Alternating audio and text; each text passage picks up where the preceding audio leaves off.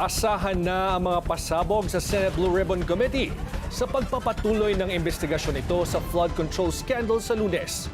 Alamin natin ang mga nakalinya sa Agenda Weekend Report ni Hannah T.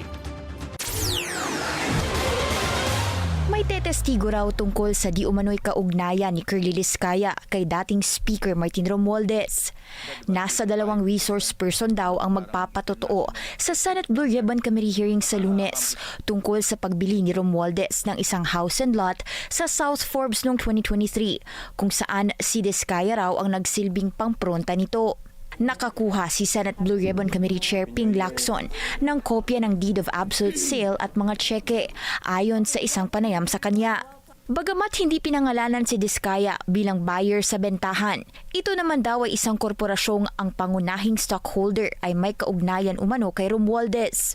Samantala, ang pagkakaroon ng wishlist sa budget, wala raw pinagkaiba sa pagnanakaw ayon kay Lacson. Anya, mahalagang suriin ng komite ang tinaguriang Cabral Files na tatalakayin na rin umano nila sa pagdinig sa Lunes. Sa dokumentong iyon nakalagay ang wishlist o allocables ng mga mambabatas pagdating pa lang sa National Expenditure Program o Proposed 2025 Budget. Kung nagsumite raw ng wishlist at ang motibo ay makakuha ng komisyon, maaari na raw itong ituring bilang attempted o planned robbery. Lalo na kung sumasawsaw agad ang mga mambabatas pagdating pa lang sa paghahanda ng budget. Hindi naman daw kasi sila dapat nangingialam doon dahil trabaho lang ng legislature ang mag-amyenda ng batas. Hihilingin ni Lacson na i-authenticate ng DPWH ang nasabing dokumento at kung hindi ito verified, hindi na raw isasama sa records ng Blue Ribbon Committee. Bukod sa Cabral Files, inaasahan ding tuloy-tuloy ang investigasyon ng komite sa issue kay dating DPWH Secretary Manuel Bonoan. Posibleng hindi dadalo ang dating kalihim sa hearing at maaari raw itong makaapekto sa kanyang kalagayan ayon kay Lacson.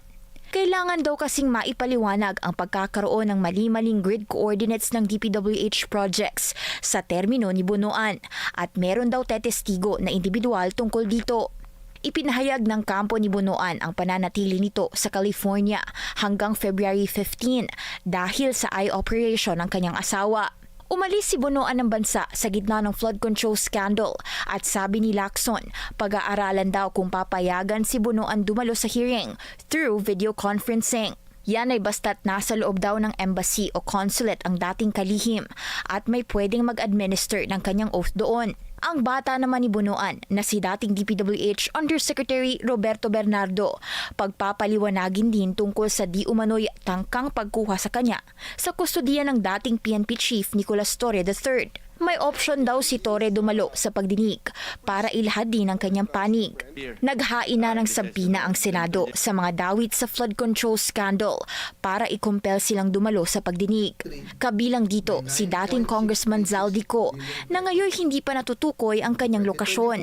Kapag hindi dumalo ang resource persons sa pagdinig at ituring na invalid ang excuses ng mga ito, maaaring umabot ito sa pagkaaresto. Para sa Agenda Weekend, Hannah T. Billionario News Channel.